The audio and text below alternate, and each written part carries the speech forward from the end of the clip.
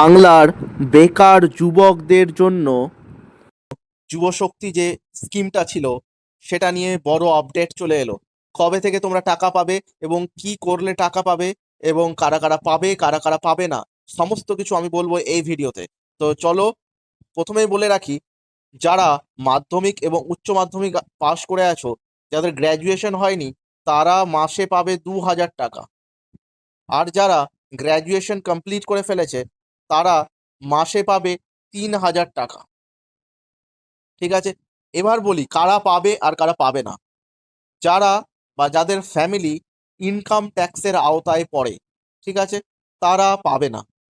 এবং যারা ইনকাম ট্যাক্সের আওতায় পড়ে না তারা এই স্কিম পাবে।